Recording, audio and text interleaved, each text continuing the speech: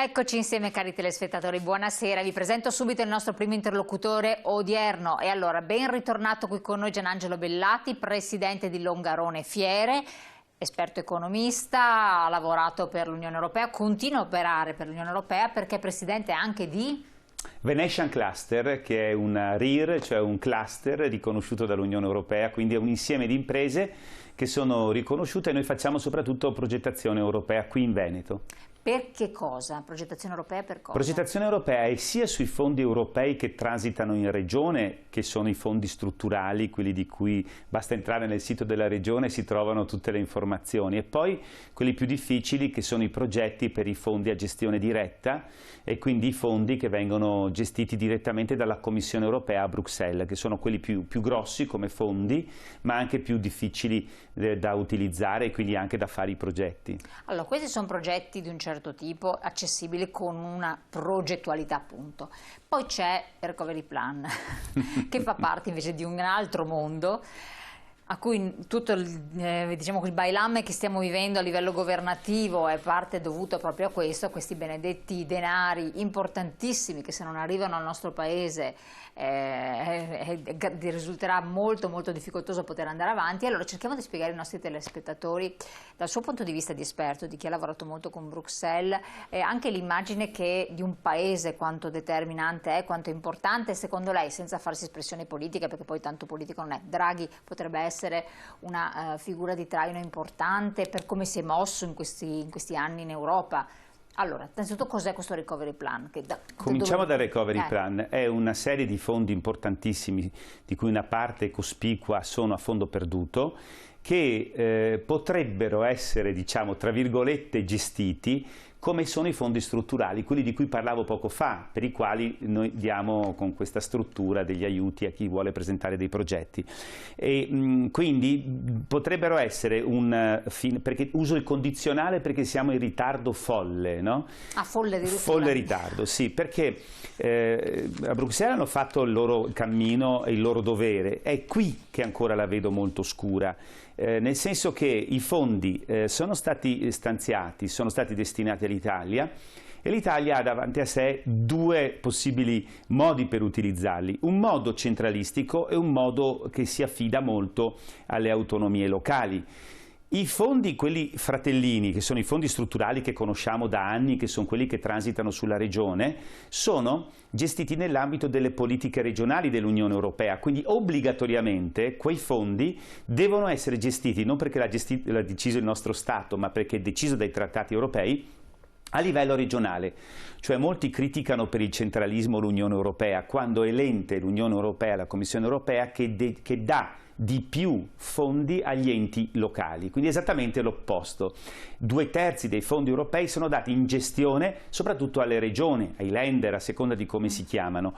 E lì c'è un meccanismo rodato, per quanto in Italia siamo sempre un po' in ritardo, a furia dagli, per finalmente i fondi strutturali europei si stanno gestendo abbastanza bene.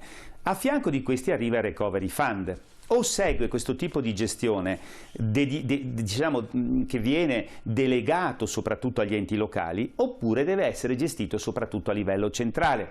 Però qui cominciano i problemi, perché siccome bisogna spendere in fretta i soldi, bisogna avere i progetti pronti, che non sono per forza progetti di privati, anzi possono essere progetti anche di grosse infrastrutture che vengono presentati dallo Stato, dalle regioni, dai comuni, da entità pubbliche.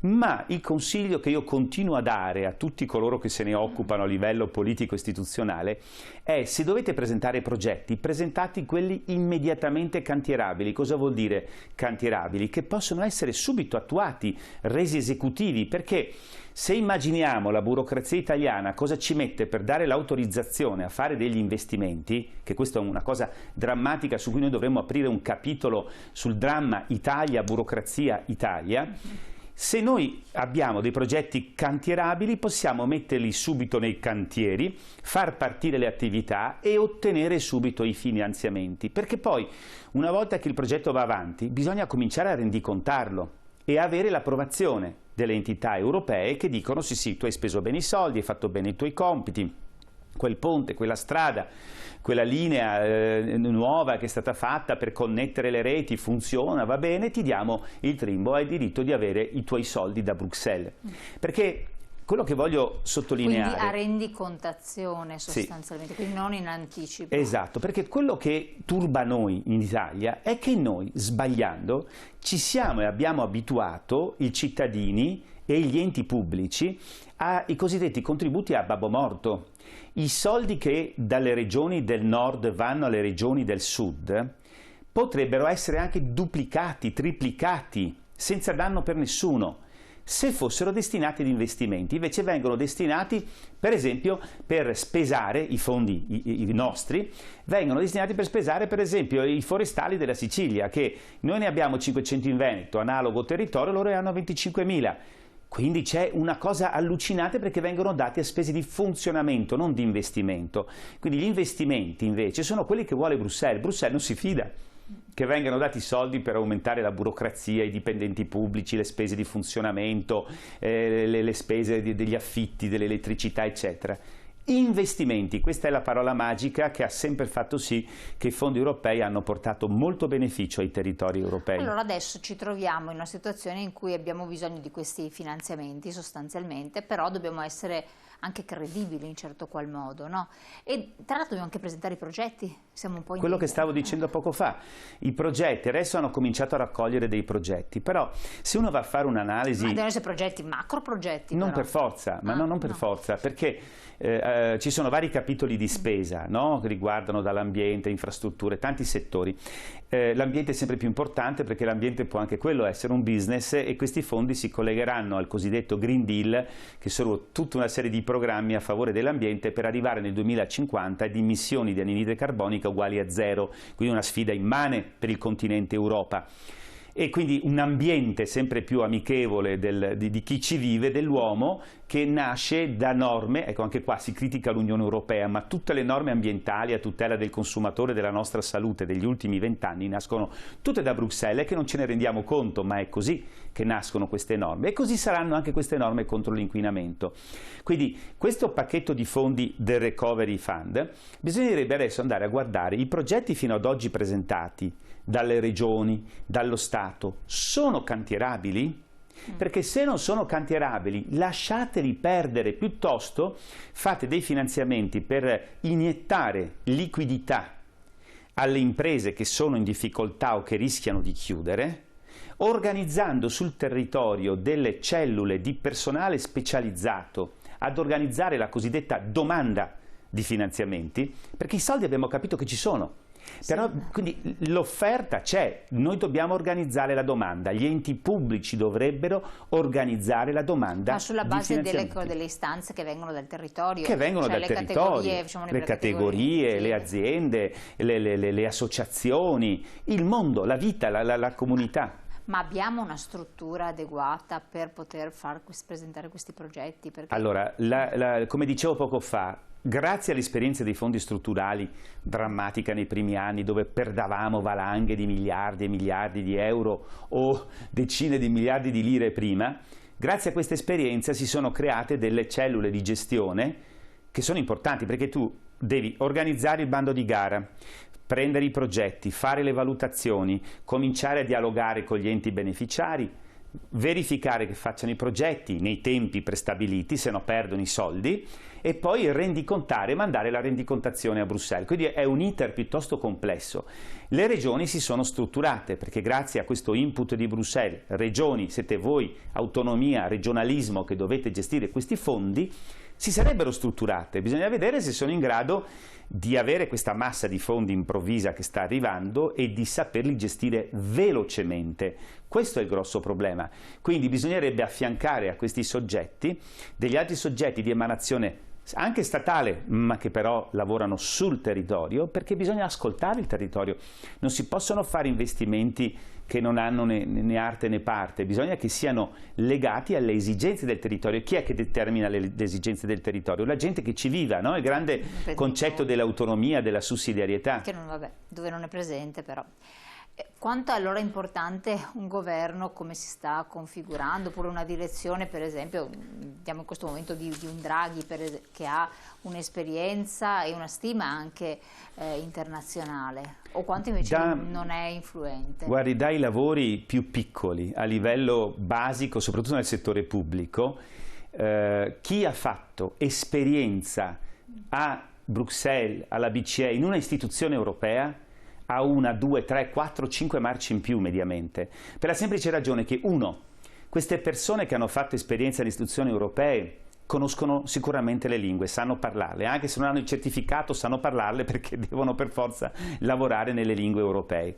In secondo luogo, sono persone che sono state bene o male già selezionate, perché per arrivare in quei posti un minimo di selezione la devono avere passata, dalla laurea, dei titoli vari, anche non per forza la laurea, ma altri titoli che devono aver avuto. Il terzo punto fondamentale, che farebbe tanto bene in Italia, è che hanno apertura mentale, e cioè riescono a mettere insieme più variabili, che non sono solo le variabili del paesotto dove si vive a casa loro, ma si rendono conto delle esigenze, delle opportunità e delle necessità di più territori dove sono andati appunto a vivere.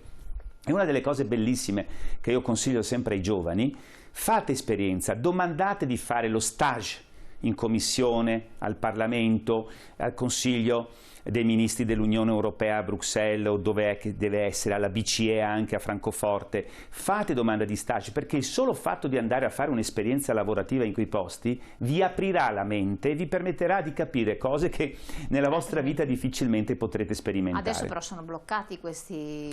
Adesso è tutto bloccato, anche purtroppo gli Erasmus, un'altra grandissima invenzione. Io mi ricordo, ero ragazzo all'epoca e facevo appunto, ero uno dei primi che faceva queste borse di studio presso la Commissione europea, e assistetti proprio alla definizione, programmazione e iniezione di denaro per poter avviare il programma Erasmus. Il programma Erasmus è un programma che permette ai giovani di andare a studiare in altre università di altri paesi e permette di capire piano piano che cosa vuol dire quando sul passaporto noi abbiamo scritto Repubblica Italiana, ma abbiamo scritto anche Unione Europea. Noi siamo anche cittadini europei. Questo vuol dire obblighi, ma anche diritti, oneri e onori, per il fatto di... E bisogna saperle queste cose. Quindi Draghi, per arrivare alla domanda, ha fatto esperienze nelle istituzioni europee a livello top, non a livello basico di uno stage, ma a livello top. È stato il presidente di una delle istituzioni più importanti, benché autonoma dall'Unione Europea, che è la BCE.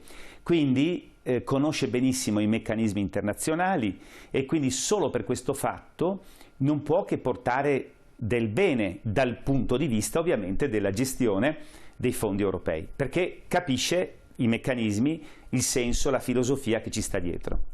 Per quanto riguarda, quindi, da quel punto di vista senza dubbio, quindi positivo, ma per una capacità anche di conciliare le esigenze di un paese, quello che si è appreso in una diplomazia internazionale europea soprattutto, può tornare utile, può essere utile, oppure si rischia di precipitare, perché noi abbiamo purtroppo esperienze non positive in un governo tipo Monti bis, di cui abbiamo triste memoria, dove giustamente chi fa di conto, chi si occupa anche di economia, di finanza, deve far tornare i conti in un paese dove questi non tornano, e quindi... Sì. L'abilità, la grande abilità che può avere una persona che ha fatto esperienza nelle istituzioni europee è quella di far, da una parte, dare delle garanzie che un paese iperindebitato come il nostro, che paga un bassissimo tasso di interesse, cioè ricordiamo alla gente che noi, ai telespettatori, noi abbiamo uno dei record nel mondo come debito pubblico, e non solo nazionale come in Giappone, che molte volte si dice il Giappone è al 220%, certo, ma è tutto nazionale. Il nostro è per un terzo internazionale, quindi noi, per avere questi soldi... Che differenza c'è tra nazionale e internazionale? Che mentre i cittadini giapponesi si ripagano e prestano soldi loro allo Stato, che quindi è arrivato al 220% sul PIL, quindi un debito altissimo. Noi che siamo arrivati adesso con Covid a superare quasi il 170%, un terzo di questo 170% di debito pubblico sul PIL, quindi un terzo di 2.600 miliardi di euro, sono non soldi degli italiani, dei cittadini italiani, ma sono soldi di entità estere, di banche, finanza, istituzioni estere. Quindi il nostro debito pubblico, per varie ragioni anche di prospettiva che abbiamo, è un debito pubblico che dalle varie società di controllo è definito spazzatura. Per sua definizione i titoli spazzatura sono quelli che richiederebbero, per attirare degli investitori, almeno un 10-12% di tasso di interesse. È il caso dell'Argentina, per esempio, paese che è sempre un po' in difficoltà finanziarie. Se non che noi, grazie alla rete europea e grazie soprattutto al fatto che siamo nell'euro, il nostro debito non lo paghiamo come titoli spazzatura al 10, 12, 15% come era una volta quando non eravamo nella rete euro con la lira, ma lo paghiamo meno dell'1%. Quindi ci costa poco il debito, anche se è altissimo. Ma perché ci costa poco? Perché siamo protetti da paesi più virtuosi di noi, in primis la Germania, che dicono garantiamo noi tramite come? Tramite la BCE. Ecco la grande operazione del quantitative easing, cioè dell'acquisto di titoli pubblici dei paesi europei, in particolare quelli indebitati, che fu fatto da Draghi, questa grande iniziativa. Quindi noi ci troviamo in una situazione di grande debito. E allora qual è l'abilità di una persona come Draghi, e vedremo se sarà in grado di farlo, questa è una grande sfida che lui ha, è non quella di recepire supinamente e passivamente le richieste di riforme e quindi di garanzia che gli stati esteri forti chiederanno e stanno già chiedendo all'Italia e hanno già chiesto negli anni passati, ma sarà quella di spiegare che magari una certa riforma fa il male del paese Italia, perché il paese Italia è particolare, è molto diverso da altri paesi. Faccio un esempio soprattutto qui che valga per il Veneto, ma non solo per il Veneto. Draghi nel 2011 si vede che leggeva gli studi che facevamo all'epoca, CGA, Unioncamere, sottoscritto e così via, disse una cosa giustissima in una relazione Banca d'Italia 2011, si trova lì, che il federalismo porta a una diminuzione del debito pubblico perché porta a un maggiore controllo della spesa degli enti pubblici e una riduzione degli sprechi. Ora, se lui è coerente con quella relazione che ha fatto, lui non potrà accettare che vengano fatte in Italia delle operazioni orizzontali dove tutti vengono trattati allo stesso modo, regioni virtuose e regioni non virtuose, perché trattare tutti alla stessa maniera vuol dire andare tutti verso il basso e non risolvere i problemi. C'è il principio di solidarietà che interviene, no? La solidarietà ci deve essere sempre, ma non la stupidità, perché la solidarietà c'è in tutti i paesi, ma quando diventa spreco, quando diventa, come ho detto poco fa, 25.000 forestali in Sicilia e 500 in Veneto, non è solidarietà, è semplicemente stupidità, perché questo vuol dire uccidere il paese, uccidere la Sicilia, perché tu dai la speranza della gente di avere questo contratto, ma sono improduttivi. Quindi non aiutano la Sicilia e non aiutano quindi tutto il paese. È un harakiri, è un suicidio collettivo. Vediamo se Draghi ha la forza. Perché dopo c'è anche l'aspetto politico da tenere in conto, dalle forze politiche coinvolte. Pubblicità, pochi secondi, poi ritorniamo insieme.